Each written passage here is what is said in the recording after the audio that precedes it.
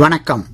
ஆகாஷ்வாணி புதுச்சேரி செய்தி அறிக்கை வாசிப்பவர் நாராயணசாமி. குவஹாத்தி மற்றும் வடக்கு குவஹாத்தியை இணைக்கும் பிரம்மபுத்திரா நதியின் குறுக்கே 3000 கோடி ரூபாய் செலவில் கட்டப்பட்டுள்ள குமார் பாஸ்கர் வர்மா பாலத்தை பிரதமர் திரு நரேந்திர மோடி இன்று திறந்து வைத்தார். பின்னர் IIM குவஹாத்தியின் தற்காலிக வளாகத்தையும் வடகிழக்கு பிராந்தியத்திற்கான தேசிய தரவு மையத்தையும் காணொளி காட்சி மூலம் அவர் திறந்து வைத்தார். மேலும் பிரதமர் பஸ் சேவா திட்டத்தின் கீழ் குவஹாத்தியில் 100, நாக்பூர் மற்றும் பாவ்நகருக்கு தலா 50 மற்றும் சண்டிகருக்கு 25 என 225 மின்சார பேருந்துகளையும் பிரதமர் கொடியசைத்து தொடக்கி வைத்தார். குவஹாத்தியில் நடைபெற்ற பொதுக்கூட்டம் ஒன்றிலும் பிரதமர் திரு நரேந்திர மோடி கலந்து கொண்டார். செயற்கை நுண்ணறிவு 5வது தொழிற்புரட்சிக்கு சக்தி அளிக்கும் என்றும் சமூக தாக்கம் மற்றும் நிர்வாகத்தை மையமாக கொண்டிருக்கும் என்றும் மத்திய மின்னணு மற்றும் தகவல் தொழில்நுட்பத்துறை அமைச்சர் திரு அஸ்வினி வைஷ்ணவ் கூறியுள்ளார். மேலும் இந்த ஆண்டு உலகின் மிகப்பெரிய AI உச்சி மாநாடு ஒன்றை இந்தியா நடத்தும் என்றும் இது அடுத்த தலைமுறை தொழில்நுட்பங்களில் இந்தியா முன்னேறி வருவதை குறிக்கிறது என்றும் கூறினார். மும்பை அகமதாபாத் இடையே புல்லட் ரயில் அடுத்த ஆண்டு தொடக்கப்படும் என்று கூறிய திரு அஸ்வினி வைஷ்ணவ், AI புரட்சிக்கு தொழில்கள், மாணவர்கள், சமுதாயம் தயாராக இருக்க வேண்டும் என்றும் அவர் வலியுறுத்தினார். செமிகண்டக்டர் துறையிலும் இந்தியா முன்னேறி வருவதாகவும் தனியார் நிகழ்ச்சி ஒன்றில் கலந்து கொண்டு பேசிய அமைச்சர் தெரிவித்தார். நாடு முழுவதும் பணியிடங்களில் பெண்களின் பாதுகாப்பை உறுதி செய்யும் நடவடிக்கைகளை மத்திய அரசு மேற்கொண்டு வருவதாக மத்திய மகளிர் மற்றும் குழந்தைகள் மேம்பாட்டுத்துறை அமைச்சர் திருமதி அன்னபூர்ணா தேவி தெரிவித்துள்ளார்.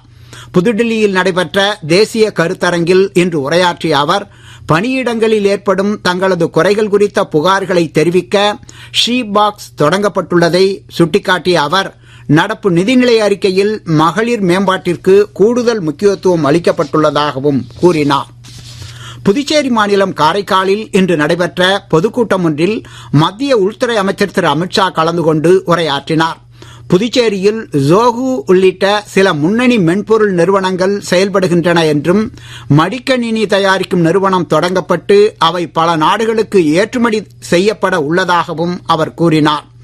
IT தரவு மையங்கள் மற்றும் செயற்கை நுண்ணறிவு போன்ற நவீன துறைகளில் புதுச்சேரி இளைஞர்களுக்கு அதிக வேலை வாய்ப்புகளை உருவாக்க மத்திய அரசு இலக்கு நிர்ணயித்துள்ளதாகவும் அமைச்சர் திரு அமித்ஷா தெரிவித்தார். மத்திய உள்துறை அமைச்சர் திரு அமித்ஷா இன்று காரைக்காலில் முதலமைச்சர் திரு ரங்கசாமியை சந்தித்தார்.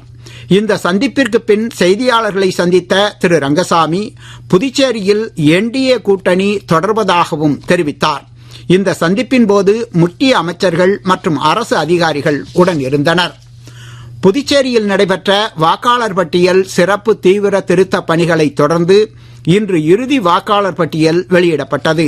இதன்படி புதுச்சேரி, காரைக்கால், மாஹே, ஏனாம் ஆகிய 4 பிராந்தியங்களில் மொத்தம் வாக்காளர் எண்ணிக்கை 9,44,421 எனவும் இதில் 4,43,595 பேர் ஆண் வாக்காளர்கள், 5,477 பேர் பெண் வாக்காளர்கள் மற்றும் 139 பேர் 3ஆம் பாலினத்தவர் உள்ளனர் எனவும் தெரிவிக்கப்பட்டுள்ளது. 2019ஆம் ஆண்டு புல்வாமா பயங்கரவாத தாக்குதலில் உயிர் தியாகம் செய்த வீரர்களின் 7ஆம் ஆண்டு நினைவு தினம் இன்று அனுசரிக்கப்படுகிறது. இதனையொட்டி குடியரசு துணைத் தலைவர் திரு CP ராதாகிருஷ்ணன், பிரதமர் திரு நரேந்திர மோடி, வெளியுறவுத்துறை அமைச்சர் டாக்டர் ஜெய்சங்கர் உள்ளிட்டோர் அஞ்சலி செலுத்தியுள்ளனர். பாதுகாப்பு படையினரின் உயர்ந்த தியாகம் நம் நினைவில் என்றென்றும் நிலைத்திருக்கும் என்றும் வலுவான மற்றும் பாதுகாப்பான இந்தியாவை உருவாக்குவதில் ஒவ்வொரு குடிமகனும் பாடுபட இந்த வீரர்களின் தியாகம் தொடர்ந்து ஊக்கமளிப்பதாக குடியரசு துணைத் தலைவர் திரு CP ராதாகிருஷ்ணன் சமூக ஊடக பதிவில் தெரிவித்துள்ளார். பிரதமர் திரு நரேந்திர மோடி தமது சமூக ஊடக பதிவில் வீரர்களின் அர்ப்பணிப்பு, உறுதிப்பாடு, நாட்டுப்பற்று ஆகியவை குடிமக்களின் உணர்வில் என்றென்றும் நிலைத்திருக்கும் என்று கூறியுள்ளார். 10வது 20 ஓவர் உலகக்கோப்பை கிரிக்கெட் போட்டித் தொடரில் இங்கிலாந்து, ஸ்காட்லாந்து அணிகளுக்கு இடையே கொல்கத்தாவில் இன்று நடைபெற்ற ஆட்டத்தில் இங்கிலாந்து அணி 5 விக்கெட் வித்தியாசத்தில் வெற்றி பெற்றது. இத்துடன் இந்த செய்தி அறிக்கை நிறைவு பெறுகிறது.